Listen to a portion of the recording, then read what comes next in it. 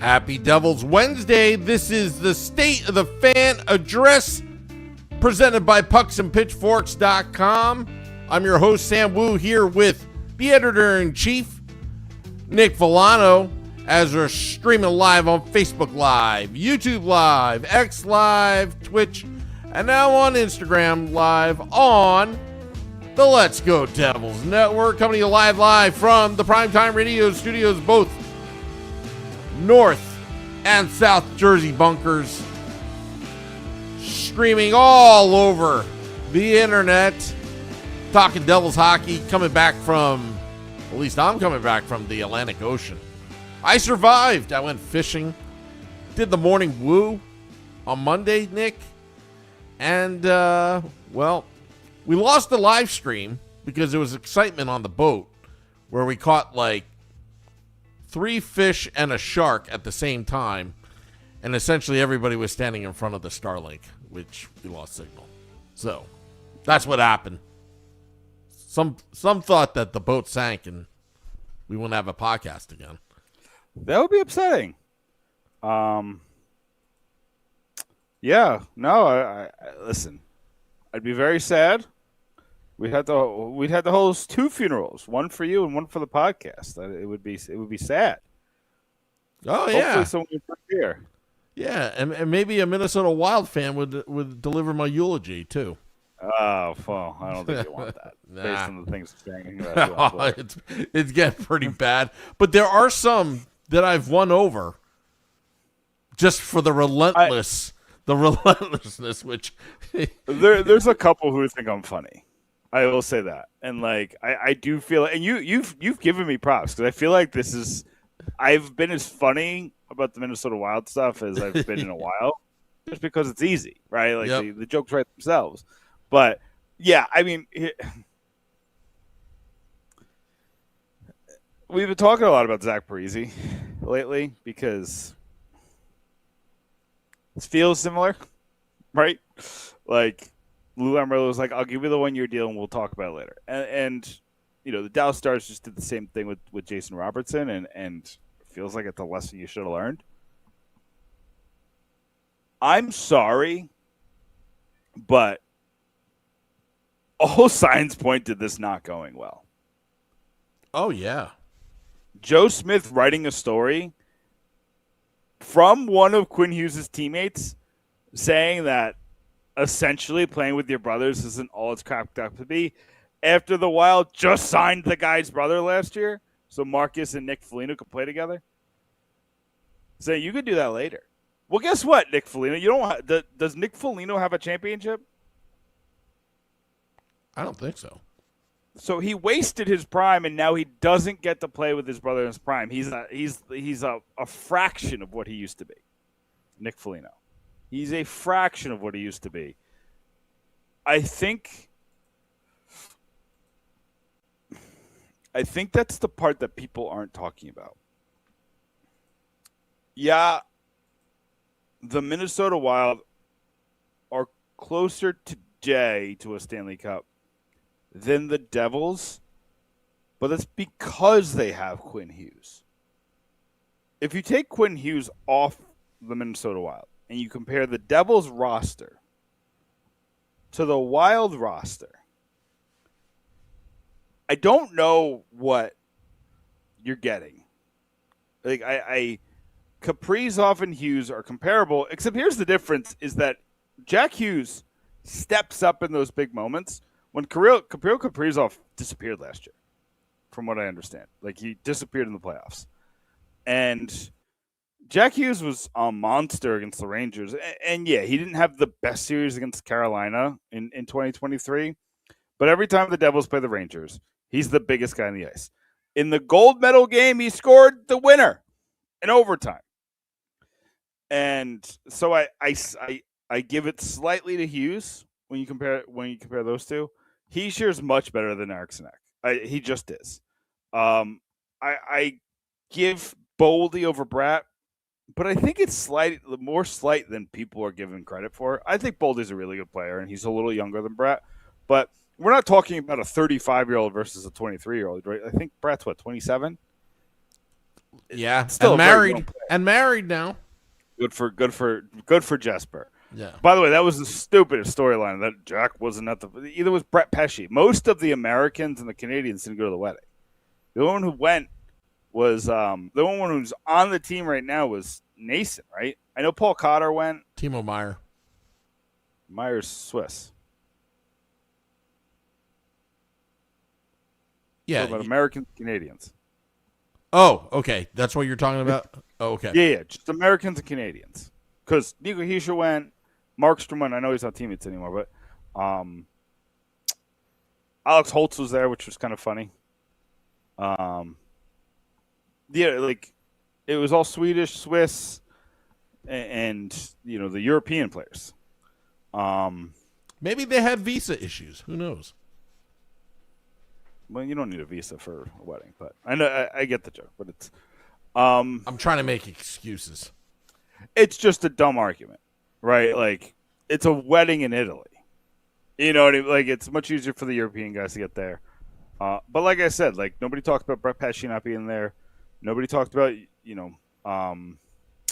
Brendan Dillon not being there. Nobody talked about, I don't think Gritzik was there. And they were teammates. They were line mates for a minute. There was a lot of people around there. It's okay. It's not a big deal. Like, you can't invite everybody to a wedding. I wasn't at your wedding, and you weren't at my wedding, and we're like best of friends. That's true.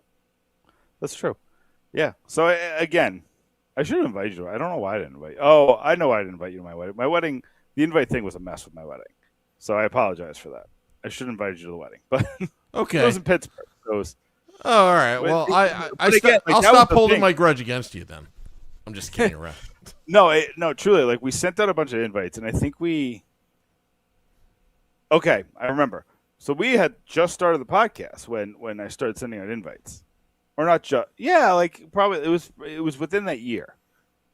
So you weren't on like the first list because we just started becoming like friendly. It was like a colleague relationship, and we started to become friends during that process. And then, my wedding's a crazy story. We don't have to get into it, but the quick cliff notes is my wife broke her leg the year of our wedding, and then a house fell into our wedding venue like a couple weeks later. Mm-hmm. So we had to find a new wedding venue, and I just didn't have time to track down I was doing so much to make sure the wedding happened in Pittsburgh. I didn't have time to track down people to go to our secondary list, so we sent out 0 secondary invites, and I felt really bad about it because there's a lot of people that we really wanted on that secondary invite list, but we sent out exactly 110 and then got 40 RSVPs back. RSVP to the wedding you guys are going to. Just make sure you guys do that. Do that as quick as you can. But anyway, so we never got to the secondary list, and we had 40 people on there. It felt really bad. But anyway, that's too much information. The point is, I don't care that the Hughes brothers didn't go to the wedding. It literally doesn't matter. What I do care about is that Billy G's going to Detroit or whatever. He's going to Michigan. You don't go to Michigan if it's going well, unless you're there to sign the contract, right? You go there with the cameraman and you take a picture of you need a wet signature. That's the only. You don't go there to negotiate unless it's not going well, and I don't think it's going well. I think he's just going to say it's 3 for 20 or nothing. And Bill Guerin's either going to say, I need to keep my foot in the stand, that if he's going for 20, I need 5 years, or I'm going to back off and give him the 3 for 20. The other option is he's going to trade him, whether it's now or at the trade deadline. I don't. If the Wild would need to be the top team in the league, clear Stanley Cup favorite, for them to hold on to that asset for everything they paid for him and walk him to free agency. We've seen the Steven Stamkos thing before, where he got walked to free agency, and right before they signed him, the day of the Taylor Hall trade, I don't think Bill Guerin has done so much to get to this moment. This started with the Parise and Suter buyouts. It goes to giving Kaprizov a $17 million contract. It goes to the trading of Quinn Hughes. It's all the moves that they made this offseason that don't – like, the Wild are worse. The only thing keeping them in contention is their superstar players. They can't lose any of them. Like, if I look at the Devils, obviously the Devils can't really lose Jack Hughes, right? Like, that would be really hard to overcome. I think they're built better to withstand losing Jack Hughes this year than they've ever been. But, then you put yourself in a position where, like, your top 6 is locked in and Dawson Mercer's in it. And, like, that's, like, a little frustrating and it's a situation you don't want to be in. But what I will say is the Devils could lose Jesper Bratt and, like, survive. They could lose Timo Meier and survive. They could lose Nico Hischier and survive. They could lose Dougie Hamilton and survive. They could lose Luke Hughes and survive. They could lose a couple players and survive. The Wild don't survive if they lose any of Kaprizov, Boldy, or Quinn Hughes. They don't survive unless their goaltender goes on a heater. And they're talking about having this superstar goaltending duo. Neither of them are top 5 goalies. Right? Like Sorokin, Shesterkin, Hellebuck are all better than them. That's true. I think they're just under above 10. average. One of them is top 10 probably. Yeah. Gustafsson. But Gustafsson got replaced in the Olympics by Jacob Markstrom. That's bad. That is bad. It wasn't Wallstedt on the team. They're both on Sweden, right? Yeah, I think so. They got taken over by Jacob Markstrom. And I'll give Jacob Markstrom credit. He steps up in big moments. So maybe the moment was just exactly what he needed. But we watched Jacob Markstrom last year, and he was bad. He was just a bad goalie. I'm going to write about this kind of later in the summer, but I liked having Jacob Markstrom on the team from a standpoint of he was just a guy that you really wanted to rally around, but man, did it not go well. And both your goalies got replaced by him. But like, if you ask Vegas, would you rather have Sergei Bobrovsky or Philip Gustafsson? I think they're picking Bob. If you ask them if they'd rather have Jake Ottinger or Philip Gustafsson, I think they're taking Ottinger. If you ask them if they would rather have, I'm like trying to think around the league who like the super duper star. Jeremy Swayman is ahead of Gustafsson.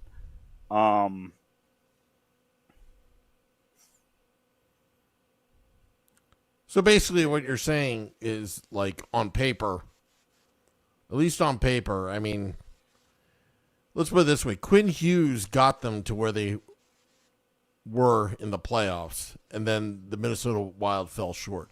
I mean, literally, they lost to the Vegas Golden Knights, and I'll repeat what... They lost to Colorado. Colorado? Oh. Sorry. But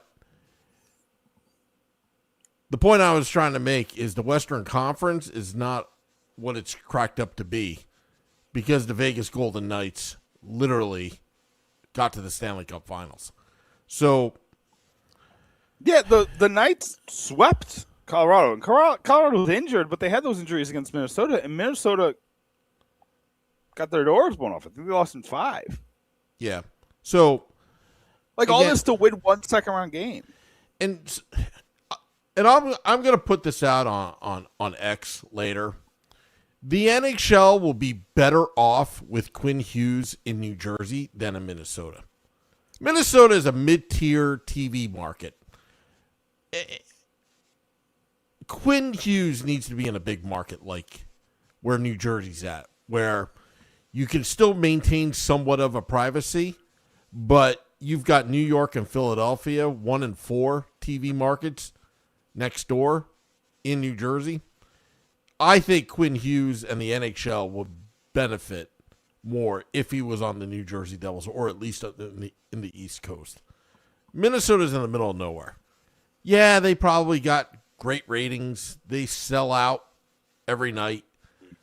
You know, I'm not going to take that away from the Minnesota Wild fans. They do show up the games. They do sell out, although their numbers are down. Their numbers were down earlier in the year before Quinn jumped on board. Yeah. But, you know, to be honest with you, again, I just think it's better for the NHL. It's a better storyline. You know, with 3 brothers, especially 2 of them winning that gold medal. You know, I still think people think I'm crazy, and that's fine. I think Luke Hughes is on the U.S. Olympic team over Jackson Lacombe if he doesn't get injured. Yeah. I don't think he would have played, but I don't think Lacombe played. He might have gotten to like 1 game, like one of the preliminary round games. He's not one of the best 6 American defensemen. I wouldn't trade Hughes for Lacombe right now. People are ragging on Luke Hughes, and it just shows a lack of hockey. He's going to have a monster season. He's going to have a breakout year, Luke Hughes. I know this is like biased, but everything's pointing to it. He had such an incredible ending before the injury. If he is fully healthy now, to where he can recover and train and get ready for the season, and there's nothing stopping him. Because you got to remember, this is now 2 years in a row that like is the start of his season has been just completely like messed up. Because he had the shoulder injury 2 years ago that he got in off-season training, and then he hasn't done a training camp with Sheldon Keefe. Think about that. Luke Hughes hasn't done a training camp with Sheldon Keefe. Training camp is important for defensemen, especially since this is now the second year in a row where there's a new defensive system for Luke Hughes to learn. And he had to do it during the regular season. Luke Hughes still has superstardom in him. What I didn't like last year is he was losing he couldn't get back as fast as he did the year before. That was like his MO. Like he would stop a 2-on-1 on his own because he would get back faster than the other guy. He would stop a breakaway on his own because he would get back faster than the other guy. That didn't happen as much last year, but it started to happen after the Olympics. So that original shoulder injury, he got better. He looked like a different guy. Him and Jack Hughes were on another level. And Dougie Hamilton. Here's the thing. There was something wrong with the Devils.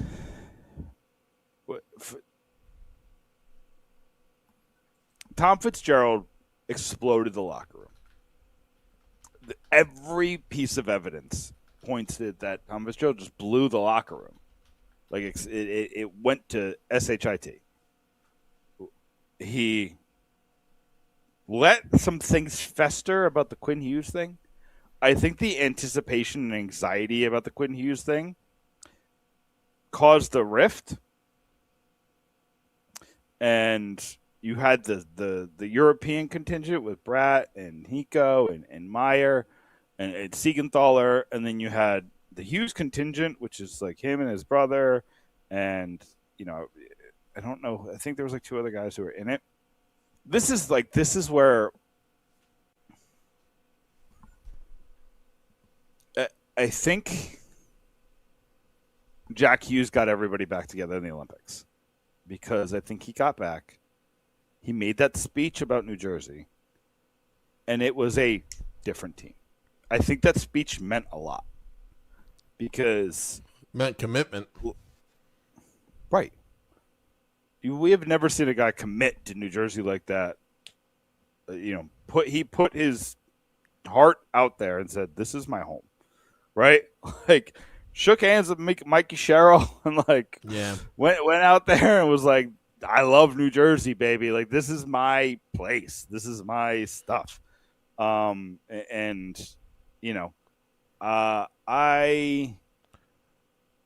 I also add to the context of that, because people forget, and I was pretty hard on Jack Hughes before the Olympics for not playing some of those games when he was out injured, and Luke Hughes being booed right before that 9-0 debacle out on Long Island.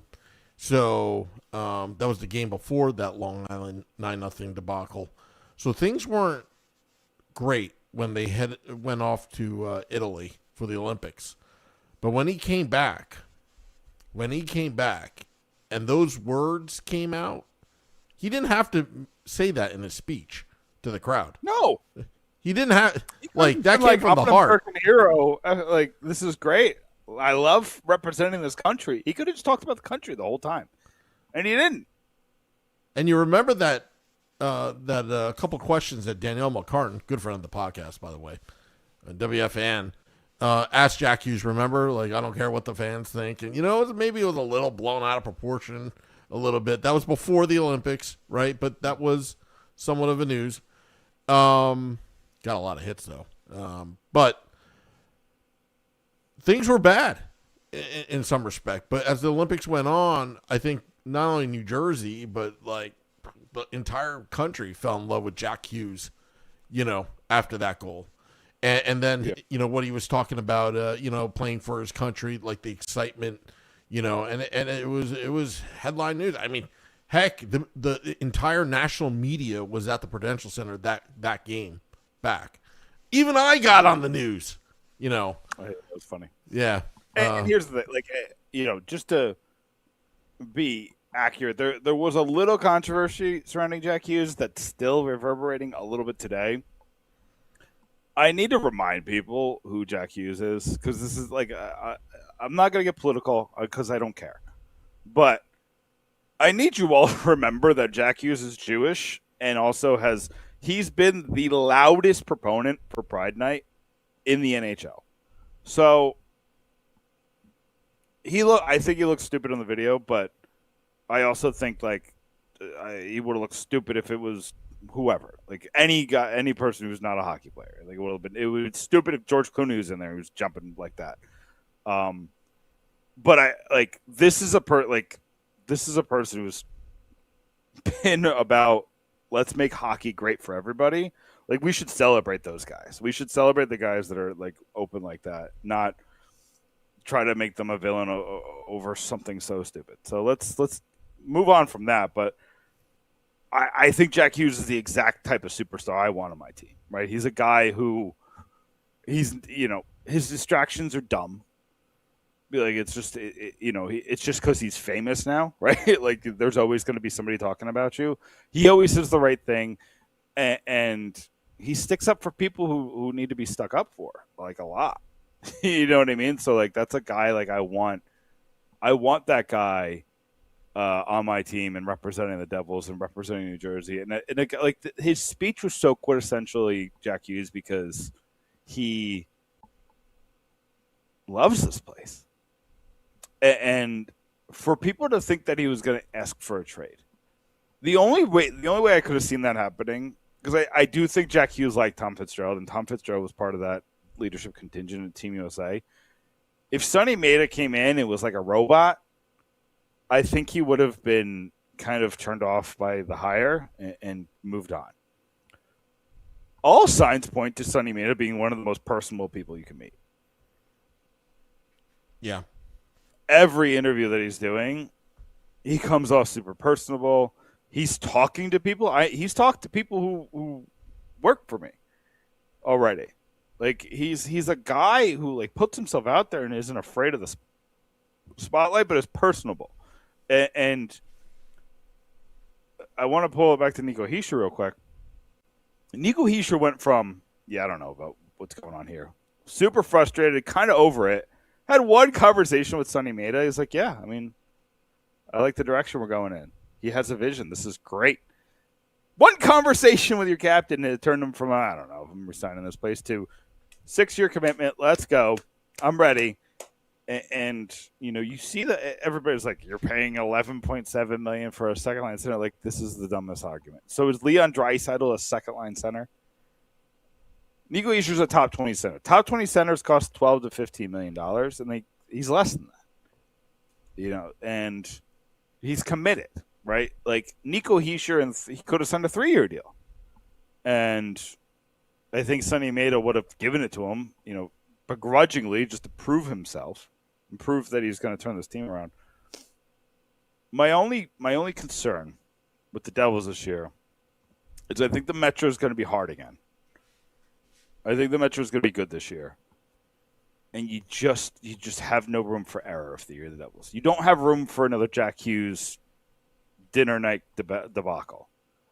You don't have room for the Nico Dawes, Jake Gallen experiment to fail, right? You just don't. There's not enough room for that. But I just look at where everything is. I think Dougie Hamilton's happy, and Dougie Hamilton happy is one of the better offensive defensemen in the league, if not top 10. Just looking at offense, yeah, like I think Dougie Hamilton could be this. Like, he could be Erik Karlsson, But Dougie Hamilton has good defensive numbers. His defensive numbers were really good last year. So, my biggest concern is that they're really defensive on the defenseman side. Outside of Hamilton and Luke Hughes, like, those guys are almost no offense. Brett Pesce was like a little bit of offense in Carolina. He's been no offense since he's come to the Devils. He kind of has to change his philosophy there. But we know Siegenthaler and Kovacevic are offensive black holes. Brendan Dillon has moves, but he doesn't do a lot with it. He's more of a big hitter. I do think you kind of have to trade one of those guys, and maybe you call it like, Tobias Vian, or they really want to get Declan Chisholm into the lineup. That's fine. I think he'd be just as good as like Kovacevic was. I know it's a different handedness, but I like Dylan. I like how Dylan played last year. I thought Dylan was incredibly unlucky. Like, when you look at the numbers, it says like he deserved better. The save percentage on the ice was terrible. The shooting percentage on the ice was terrible, and he wasn't really at fault for it. So I kind of want to keep Dylan. He's on the last year of his contract. I like having that guy. It's also good to have a guy who can knock a guy out, right? Like, I know that's like caveman speak, but it's just good to have that guy. I don't want him to be Matt Rempe out there, but I do want him to be hitting guys hard. So there's not a lot of room for error, but I think Maeda did a really good job. Like, Amadeus Lombardi is an NHL player. I think I've said this like a million times in this podcast. I think Seamus Casey's an NHL player. I think, like, you got Jesper Boquist, who's probably going to be a healthy scratch. You got Stefan Nation, who also might be a healthy scratch. So those are two guys who are NHL players. That, like, if a guy gets hurt, you have an NHL player in the lineup. I just like the depth. He got depth on this team, so, like, there's not a lot of room for error, but there is room for injury. And, like, they just haven't had that. Like, Tom Fitzgerald was just so exact with his roster and never worked out that way. So I think the Devils are in decent shape. They seem like, to me, the clear number 3 team in the Atlantic. I think Carolina is like way above everybody. Then Washington's in a tier of its own, and then it's the Devils, and they're slightly ahead of Philly and Pittsburgh. And then it seems like the Islanders, Rangers, and Blue Jackets are kind of in that lower tier. Anything could happen, right? Sorokin's one of the best goalies in the game. Shesterkin's one of the best goalies in the game. Jet Graves was really good for the Blue Jackets last season. They have the Norris Trophy winning defenseman. So there's reason for optimism for all 8 teams. All 8 teams, the Rangers did a really good job revamping their defense. All 8 teams have reason to be optimistic. I think the Devils' roster is third. So I just went on a rant, Sam. So sorry about that. But well, there's some questions here in the YouTube live. Joey B. Well, first off, I want to ask you: do you have an easy pass, or do you throw change in the bucket? I do have an easy pass. Okay, because he thinks that you're kind of a guy that would that still pays the jersey tolls with throwing the change because it's a challenge. I don't know why he said that. Do you know what challenge I used to play? What's that? I used to have not enough change. I used to have just a bunch of pennies. I used to throw them as hard as I could, and then just drive away. I'd be like, I missed. Can't give me a ticket. I just missed. And it worked every time. You didn't honk? Time. You didn't honk for assistance? I think I honked. I probably honked. But I drove away. Yeah. Well, during my trip to North Carolina, I went to the Outer Banks. You pass those tolls. I was like, wow, there's still people in toll booths, Oh, wow. I thought that was just New Jersey. There's you go all the bridges in Delaware and Maryland. There's nobody there. Yeah. No, there's people. It's just, I have the easy pass. Sometimes I can't get in the left lane because somebody cuts me off. But, and also, what's your favorite Italian restaurant?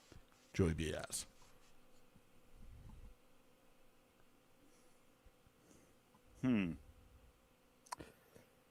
My favorite see, I'm in South Jersey, so it's I don't think you'd know these places. I grew up on Rivoli's in Toms River. We should do a podcast from an Italian restaurant. We should celebrate our cultural heritages one day. We'll go to an Italian restaurant, one podcast. We'll go to a Chinese restaurant, another podcast. That would be kind of cool, actually. That'd be kind of cool. That'd be fun. Yeah, I'm trying to think of I have a really when I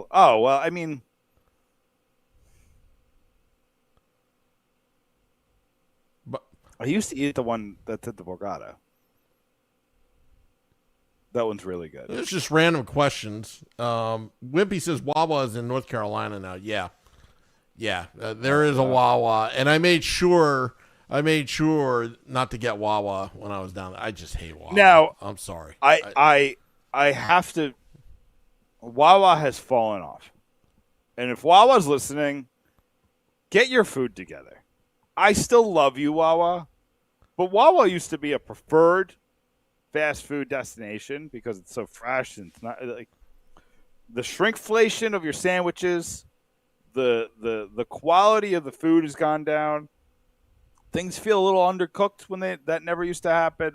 You got to get your quality up, Wawa. Eat Fresh needs to be back on the menu. But I do appreciate Wawa, when I'm buying M&Ms at $3.79, but you could buy 2 for $5. Thank you, Wawa, for that opportunity.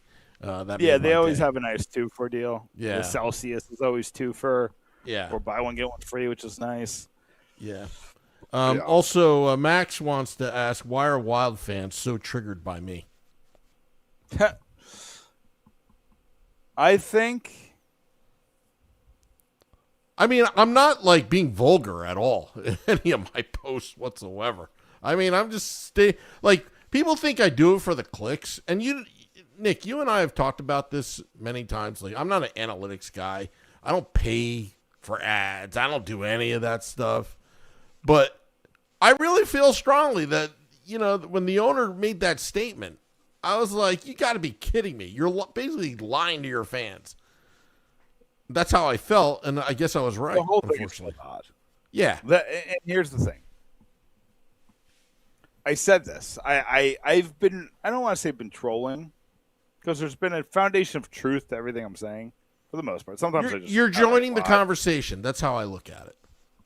But if Jack Hughes had 1 year left on his deal and Sonny Maeda went to Michigan and left without a contract, I'd be worried. I'd be like, oh, he's gone. Unless the Devils go nuts right? Like go nuts this season, whether it's in the middle of the season they look like a super, a Stanley Cup contender, or they go really far in the playoffs, and then you go back to the negotiating table. If Billy leaves, and if I wake up on Saturday and Quinn Hughes is still on that 1-year contract, I don't think it's happening during the summer. I think everybody's going on vacation with no Quinn Hughes contract. And I will come short of saying he won't sign before the season because there's a deadline that doesn't usually exist. September 15th is when contracts change. You can't give anybody an 8-year deal on September 15th. After that, they become 7-year deals because of the new CBA. So that might be a deadline for Billy G to say you need to sign an 8-year deal. The fact that Michael Russo is even putting out the 8-year deal is funny. I think there's no world where he signs an 8-year deal in Minnesota. You couldn't get high enough in the contract because the other part of that is that salary's going to go up every year. Quinn Hughes isn't worried about leaving money on the table. It's just not on his purview. He wants to sign 3 years and then get paid a 6 or 7-year deal when he's 30 or 29. Then he'd be 30. Somebody will give him the max. And that's where I differ from you, Nick. I think I'm the only one on Earth right now that even says that 3-year thing is BS. I'm saying this because Elliot Friedman first put it out there as an idea, right? That's his, and then it just festered and festered and festered. And Elliot Friedman is so credible, I'm not going to question that, but the 3-year deal really doesn't benefit Quinton Hughes if he truly wants to play with his brothers. What, to wait 4 years? Anything can happen 4 years. Who knows? Jack Hughes may be out of the league in 2 years because, God forbid, something happened to him. You just don't know. Like, your time in the NHL. What's that? I don't think they think like that. Probably not. But the point I'm trying to make is you could play with both brothers entering your prime of your career in one of the biggest markets in the NHL, the New York City, Philadelphia metro area, whatever you want to call it, in a year. And the Devils don't have to give up anything. I think that's part of it, right? So, because most people point out, be like, New Jersey's not a big market. Jack Hughes is one of the biggest stars in the league. As far as popularity is concerned, as far as recognition. Even before the Olympics, Jack Hughes was always one of the highest selling jerseys in the league. Always. And the Devils aren't like one of those teams that have like 15 jerseys. They usually have 3. Maybe 4. But Jack Hughes was always in the top 5 for jersey sales. I think 1 year he got to number 1. And it's not like he's changing teams, right? So, and now he's got a ton of media campaigns. He dated one of the biggest singers in the world. I think Quinn wants a little piece of that. Now, Quinn is not Jack. Quinn doesn't have Jack's personality, and you could see it when Jack and Quinn are in the same place. Quinn is a lot more reserved. Yeah, he's more like this with the beer when, remember when Jack's talking in the press on, he's like holding that beer, Yeah. I think Luke has a bigger personality than Quinn even. Well, but I mean, the point, the whole point, I mean, if anybody was there at that first game back, the national media did not have to do much to get to the Prudential Center. I mean, literally, they were just like a train ride away to get there.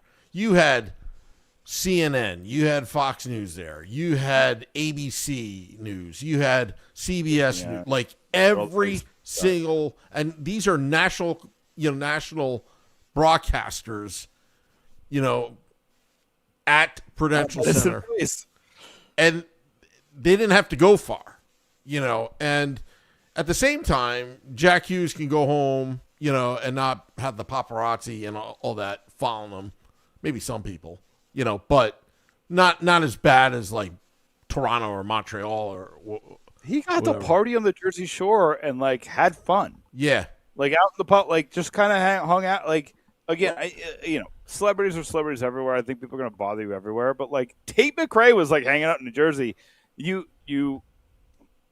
I think there's enough New Yorkers in New Jersey, and I think we just have this kind of mindset. Like I could give two wallops about celebrities. It's just not my thing. But I think it's a New Jersey thing. Like I don't. Oh yeah. I'll give like, you. Sorry. I was. Sorry. No, go ahead. A couple years ago, I was eating dinner, and Nick Sirianni like came up next to us, and my sister was like, "Oh, I got to take a picture with him." I was like, "You're a Giants fan?" She's like, "Yeah, but he's famous." I was like, "I don't care." Like it's just odd to me. They're just people. Like it's cool. It's cool that they're there. You know what I mean? And like so but I've always been like I've been around a lot of celebrities because I was a journalist for a long time, and it's cool.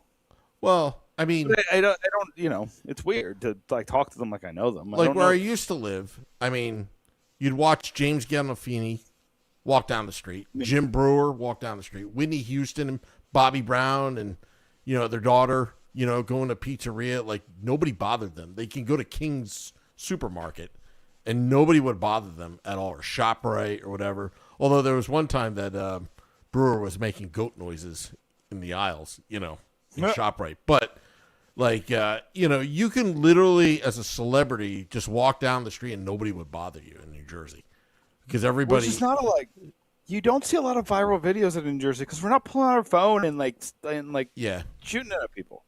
We just don't care. We don't care about you. We don't care about you. Like, if you're not in a bubble, we don't care. Yeah. You know what I mean? So, like, but you can approach a celebrity, for most of the times, and everyone's just chill and cool and, whatever. Everyone's polite. It's usually a handshake. Seldom a picture, but, like, you're not trying to, like, take up their day. Yep. You know what I mean? Like, it just feels like it's just like, can I get 10 seconds of interaction with you and get this picture to put on social media? And, like, people are usually cool with that. You know what I mean? Like, but like you hear about like the Celebrini stuff is getting weird. You hear about like some of these Midwest people where they are celebrities, like they're treated like Taylor Swift, but like that's hard to live with. You go to Toronto, and like people were stalking Mitch Marner's house, and like here's the thing. I do think Mitch Marner needs and Darren Ferris to stop talking about it, but it sounds like it was truly traumatic.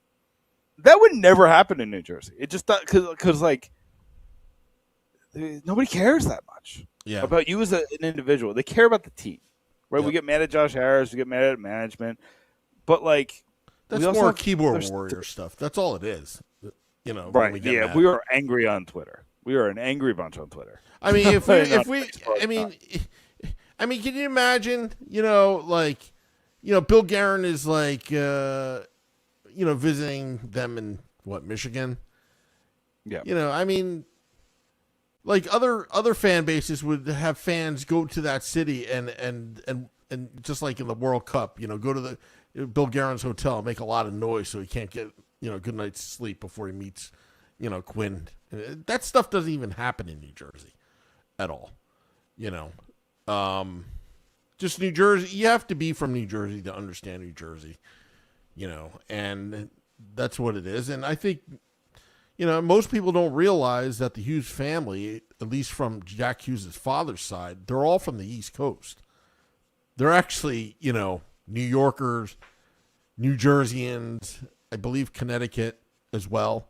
So it's not like they don't have family here. And I think, if I'm not mistaken, and I got to fact check this, I think Jack Hughes' grandfather was part of the NY fire department, if I'm not mistaken. So, again, I probably have to. I was looking that. at his Wikipedia. I didn't see that part. But if I'm not mistaken, I shouldn't say. I'll talk to you off air, but I heard some really like cool things about Jack Hughes' grandfather from his dad's side. Awesome. Yeah. Again, like it seems like Alan Hughes seems like good people. Yeah, from Jim Texas. Yeah, a long time. That side of the family is like near Texas. Do you know? This is something. Do you know what Jack Hughes' middle name is? I forgot. Rowden. Yeah. Is that like I never heard of that name before. Is that like a hockey thing?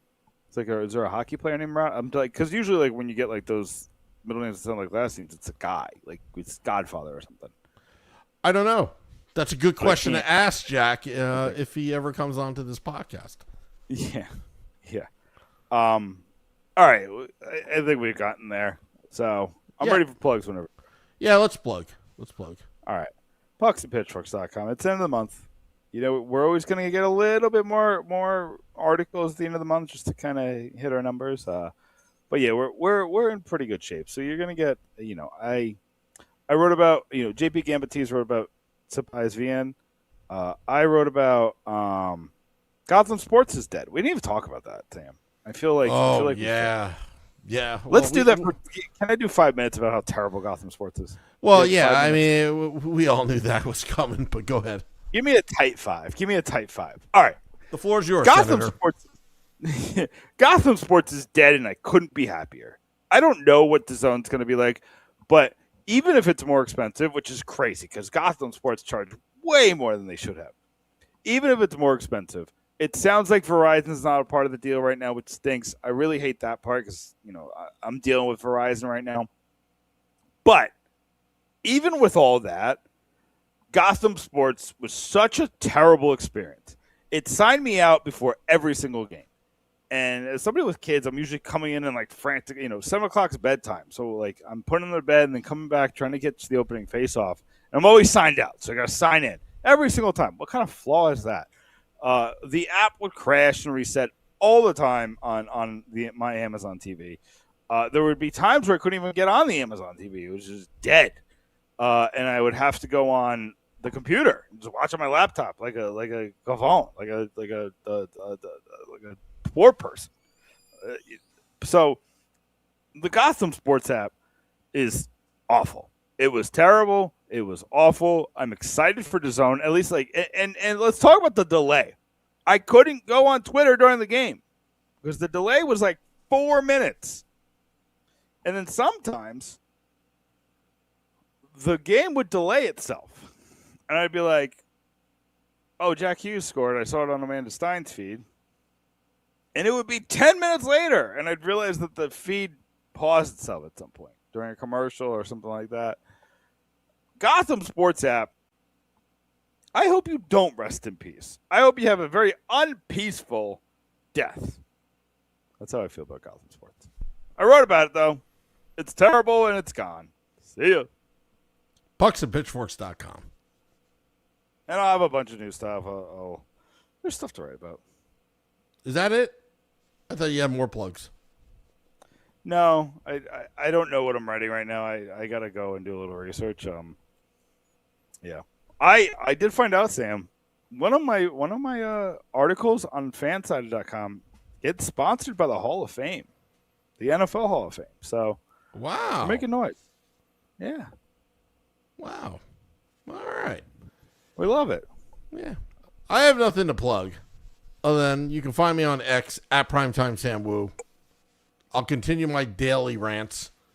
People are asking me stupid questions. Like, Sam, be honest. Can you actually skate? What do you think? Do I have to put up a video? You know, there were a couple viral videos, you know, that I... Can you skate? Like, what do you mean? I don't know. Are you trying out for the team? I don't know. I mean, I skated at Rockefeller Center with Marty Brodeur gear on once. I also skated at Yankee Stadium after the outdoor game with Marty Brodeur gear on. I've skated a lot of places. I haven't skated in a while, but I the last time I skated I skated on West Virginia's home ice. That was fun. I think the last time I put ice skates on, and it was probably in 2015, and it was actually the Prudential Center ice. Oh, nice. Yeah. Yeah, I just, it's not something like my family does right now. I want to teach my kids how to ice skate, but, my mom actually had a horrific injury ice skating, and my mom's a good ice skater. It was just they went to like an arena with bad ice, so, the family's a little sketchy with ice skating. But like, what a weird question. I worked as a skate guard in college, during free skates, the public skates, make sure that, kids don't crash into each other or help people that have never skated before, or maybe teach them a couple things. I've done community service projects with inner city kids, helping them learn hockey, years ago. Anyway. Sam, I'm going to start saying like weird things back when people ask me. Because like people ask me that too. Like, have you ever played hockey before? I'll be like, have you ever gone grocery shopping before? I'm an elite grocery shopper. Should I respond to that guy? I'll respond. I'll respond to that guy on X in about 5 minutes at Primetime Sam. That's my plug. As we're getting out of here, we're going to drop the podcast in about 20 minutes. Go to pucksandpitchforks.com.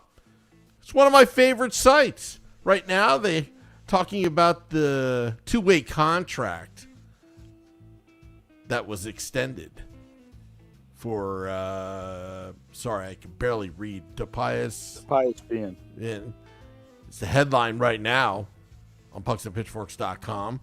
Go over there. So, we got 3 more headlines coming tonight. 3 more. 3 more. 3 At least. more. I might have one in the chamber because there's been some coming in. Yeah. All right. Might have one. Yeah. Anyway, I'm going to answer some stupid questions on X at Primetime Sam Wu. And also go to our X page as well at Let's Get Owls Pod and at Pitchforked Puck as well, pucksandpitchforks.com. Thank you. Till next time, let's go Devils.